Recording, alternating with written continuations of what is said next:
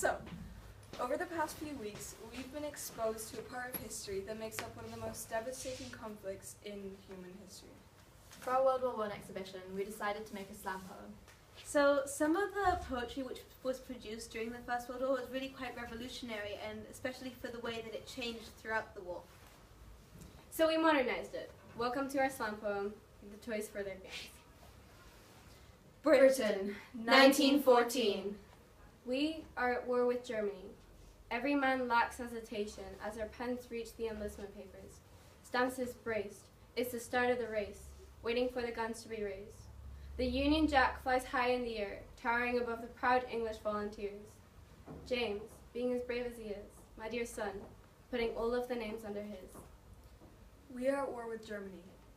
It's been a while since I've worn this olive green uniform. This time, a few more lives in my pocket, and a couple shillings as well. Having people wrapped around my finger has always been my skill. Lieutenant Walsh. I like the sound of that. And maybe Alaska too. War is calling, and I am leading the response. We're at war with Germany. Today, Thomas enlisted in the army. He's due to leave in a few days, but oh, he'll be in my heart always.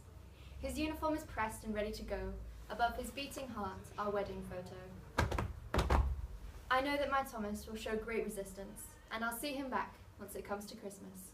We are at war with Germany. My name stands with those who are going to fight for our country. Our titles are written down in cursive for our kingdom. My stomach flutters each time I think of smart salutes and young recruits, the drums and cheers and pay-areas. I'm drunk off the idea of the glory that I will bring to the Isles of Britain. I am at war with Germany. My heart thumps in my chest, powerful for the sake of my king. My blood rushes through me like the currents of the River Thames. My lungs are filled with the fresh English air. I am England, and England is me. Goodbye, my love. 1917. Whoever would have thought it would be my hands that delivered the words of every woman and every man. We have German bombs dropping around our houses, shells flying above our unsuspecting heads. Yet, all I can think about is the incessant string of love letters between Lucy and Thomas Smith.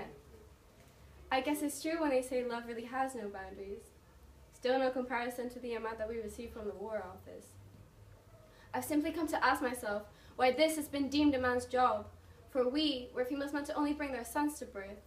But now, I am the girl who puts the letters through your postbox. Now, I am the woman who can do a man's job.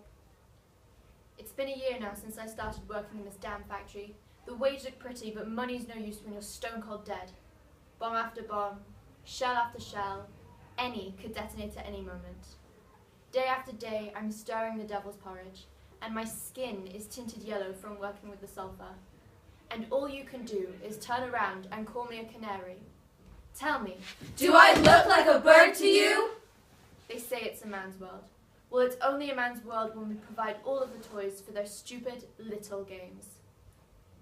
How ironic that I, as a woman, am meant to bring lives into the world, but instead, every bomb crafted by my hands steals 5. 43907, 43908, 43... 909, there it goes! Take cover, lads! Right, you know the drill. Everyone over the top, now! Let's go, let's go, let's go! Mud, rain, harder than we'd ever seen.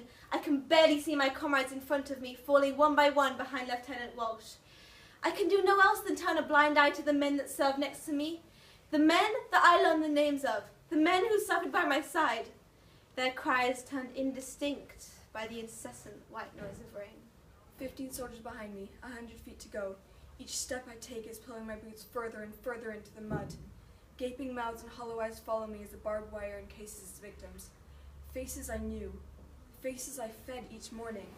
Faces that have now led to their deaths. 12 soldiers behind me, 90 feet to go. There's 12 of us left and the sound of the machine guns rattling in my ear. In my ear. In my ear. In my ear. I don't think we can do it. I don't think we can do it. We're never gonna make it. Come on, lads! Final push now! There's 8 of us left. We're on a suicide mission. I've led them into their deaths. How the hell do you think this could work? I've led them into their deaths. I'm gonna die on this battlefield. I've led them into their... 1918. My heart still sinks to my stomach each time I see the words printed on this page. I've learned to recognize the uniform printed letter. Can't blame them. Over 200 deaths a day. It's not like I could have expected a handwritten letter. I can imagine the letters rolling off the presses each day, personalized only by the quick scribble. Name and date, that's all I got. The king and queen expressed their great sorrow towards a life that was given in the Great War. I wonder when the last time was they had to sacrifice anything for their country. October 12th, 1917. I read one of the countless addresses and instantly recognized it as the home where my son took his first steps. They called it the Great War. There's nothing great about my son being stolen from me. There's nothing great about being given a taste of worthiness and having it snatched away from you. There's nothing great about this war in which we served, but served us nothing. The war has ended, and so has the demand for munitions. I guess I have no use now, but to care for my husband who has left his soul on the battlefield.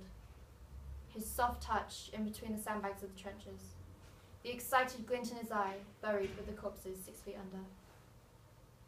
I was the one who fed the war, but now no one's hungry. My country used to rely on me, but now I've been kicked out of my job, my responsibility, because of the fact that I am a woman. Well, now I'm standing up for my rights. Britain is broken, which means it's now free for all. Donned in green, white and purple, to show my courage, my purity and my faith.